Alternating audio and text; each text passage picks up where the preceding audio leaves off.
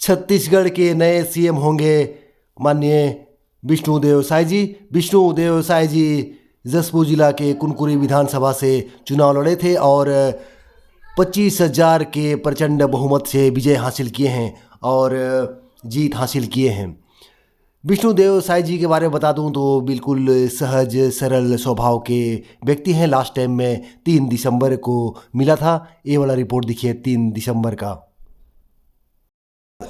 So friends, मैं जसपुर मतगणना centre के पास हूँ और हमारे साथ है विष्णुदेव साय जी। जसपुर के तीनों विधानसभा सीट में भारतीय जनता पार्टी आगे है, तो क्या कहना है सर? तीनों विधानसभा सीट जसपुर में भाजपा के आगे चल रही है। देखिए, अभी जसपुर जिले की तीनों विधानसभा सीट का काउंटिंग चल रहा है। जसपुर में 6 राउंड पूरा हो गया है और पत्थलगांव कुनकुरी में 5-5 राउंड हुआ है और तीनों विधानसभा सीट में भारतीय जनता पार्टी बहुत अच्छे मतों से आगे है और शाम तक देखिए तीनों विधानसभा सीट प्रचंड मतों से हम लोग जीत रहे हैं। जी, ये थे विष्णुदेव साय जी। तो इनका भी कहना है कि तीनों विधानसभा सीट में भारतीय जनता पार्टी आगे चल रही है। विष्णुदेव साय जी मोदी मंत्रिमंडल में केंद्रीय मंत्री रह चुके हैं। विष्णुदेव साय जी सहज सरल व्यक्तित्व के धनी हैं। ये आदिवासी वर्ग से आते हैं। विष्णुदेव साय जी जसपुर जिला के कुनकुरी विधानसभा से चुनाव लड़े थे, जिसमें 25,000 मतों से यूडी मीन जी को हराए थे। और सो गाइस, इस वक्त मैं जसपुर जिला के बगिया क्षेत्र में और आप देख सकते हैं पीछे विष्णुदेव साय जी का घर है। ये बीजेपी का घोषणा पत्र आया है। विष्णुदेव साय जी से जानेंगे कि घोषणा पत्र में कितना कारगर है जनता के लिए।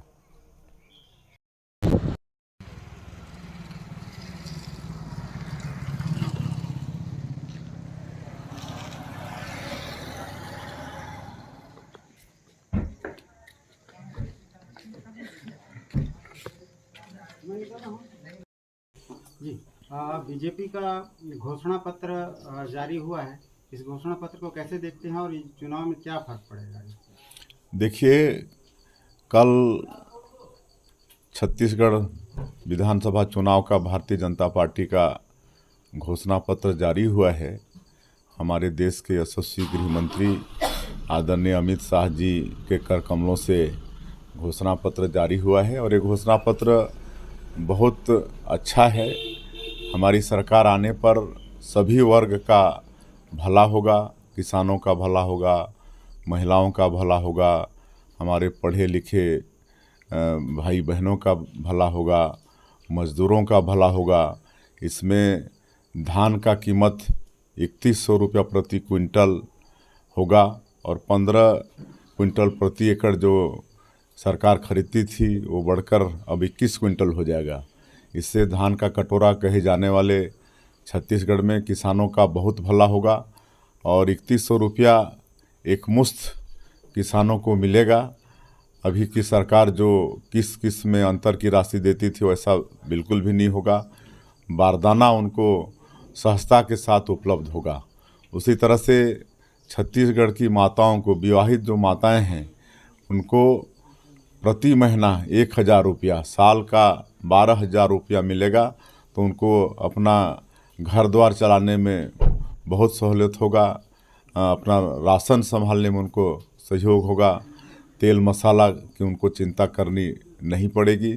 उसी तरह से प्रधानमंत्री उज्ज्वला योजना में गरीबों को जो हम लोग अपनी सरकार में मुफ्त में गैस सिलेंडर देने का काम किए, वो योजना भी भूपेश बघेल की सरकार में बंद थी, वो फिर से चालू होगा और बाकी जिनको भी गैस का कनेक्शन नहीं मिला है उनको देंगे और मात्र 500 रुपये में उनको गैस का सिलेंडर मिलेगा। और तेंदूपत्ता, ये तेंदूपत्ता का इलाका है। ये सरकार 4,000 मानक बोरा से खरीदती थी, लेकिन जो हम लोग चरण पादुका योजना, बीमा योजना, स्कॉलरशिप की योजना जो चालू किए थे उसको बंद कर दी और सिर्फ 2 दिन तेंदूपत्ता खरीदती थी। लेकिन अब हमारी सरकार चरण पादुका योजना, हमारी सरकार बनने पर चरण पादुका योजना सब पहले जैसा चालू होगा और 4,000 के जगह पर 5,500 रुपया, 5,500 रुपया मतलब तेंदुपत्ता संग्राहक को 1 मानक बोरा में मिलेगा और तेंदुपत्ता का बोनस भी मिलने वाला है। और जो हमारे पढ़े लिखे लड़का लड़की हमारे भाई बहन हैं, जो 1 लाख बैकलॉग का सीट है उसको भारतीय जनता पार्टी की सरकार बनने पर प्राथमिकता से भर्ती अभियान चलाएगी। इससे बेरोज़गार हमारे जो बेटा बेटी हैं उनको 1 लाख का रोज़गार आने वाले समय में मिलेगा। उसी तरह से जो भूमिहीन मजदूर हैं जिनके पास खुद की कोई खेती नहीं है उनको 10,000 रुपया प्रति साल भारतीय जनता पार्टी की सरकार देगी। तो मज़दूरों के लिए भी इसमें भला होगा। और जो ऐसे लड़के या लड़कियां हैं जो पढ़ लिख के बिजनेस की ओर आगे बढ़ना चाहेंगे उनके लिए 50% सब्सिडी और बिना ब्याज का उनको लोन मिलेगा। इस तरह से सारे वर्ग के लिए भारतीय जनता पार्टी ने अपने मतलब मोदी गारंटी पत्र उसमें प्रावधान किया है। और भारतीय जनता पार्टी जो कहती है उसको करती है। भारतीय जनता पार्टी के कहनी और कथनी में एक रूपता होता है।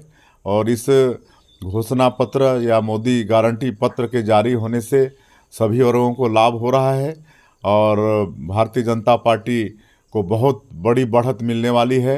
हम लोग अधिक से अधिक सीट जीतकर प्रचंड मतों से जीतकर छत्तीसगढ़ में भारतीय जनता पार्टी की सरकार बनाने वाले हैं। एक बाइट रहेगा इस पे, ये जो कुनकुरी विधानसभा क्षेत्र में गुंडागर्दी का मामला आ रहा है, खासकर वहाँ के जो विधायक है यूडी में जिनके ऊपर गुंडागर्दी का आरोप लग रहा है, क्या कहना चाहेंगे?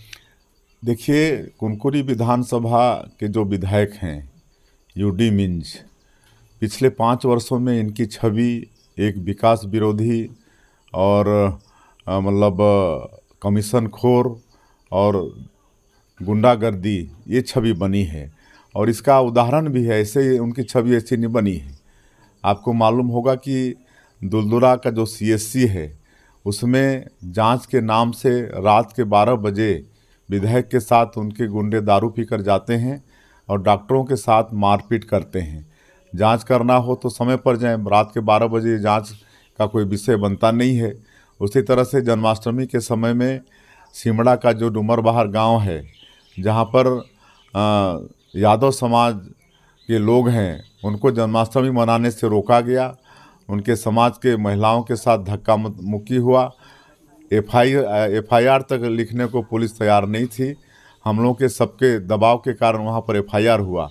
और कल आज हम सवेरे दुलदुला गए थे तो एक घटना आज पता चला है कि कल डुमरबहार में ही एक बुजुर्ग भारतीय जनता पार्टी का झंडा हाथ में लहरा रहा था रोड के किनारे। तो कांग्रेस के 2 गुंडे मोटरसाइकिल में उस रास्ता से गुजर रहे थे और वो लोग जब देखे कि ये बुजुर्ग भारतीय जनता पार्टी का झंडा लहरा रहा है तो मोटरसाइकिल रोककर उससे मतलब झंडा छीनकर झंडा फाड़ दिए और उस वृद्ध व्यक्ति के साथ मारपीट किए। तो ये मतलब गुंडागर्दी हो रही है। मतलब इतना हौसला बुलंद है यूडी मिंज के कारण यहाँ पर उनके गुंडों का कि कुछ भी मतलब करने को ये लोग तैयार हो रहे हैं। छत्तीसगढ़ के मुख्यमंत्री भूपेश बघेल पर महादेव ऐप घोटाला का आरोप लगा है, क्या प्रतिक्रिया रहेगी आपकी? इनके ऊपर तो बहुत सारे घोटाले का आरोप है। कोयला घोटाला, रेत घोटाला, जंगल घोटाला, हाथी घोटाला और ये महादेव ऐप का घोटाला भी तरह तरह का घोटाला है। और घोटाला के कारण आज कांग्रेस के कई बड़े नेता जेल के अंदर में हैं। इनके अधिकारी जेल के अंदर में हैं जिनका 6-6 महीना साल भर से बेल नहीं हो रहा है। शराब घोटाला इनका 2000 करोड़ का है। आज जो नरवा गरवा घुरवा बारी गोबर खरीदी में घोटाला है। जैसे लालू प्रसाद चारा घोटाला किया था वैसे ये भूपेश बघेल आज गोबर घोटाला यहाँ पर किए हैं। तो घोटालेबाज लोगों की ये सरकार है।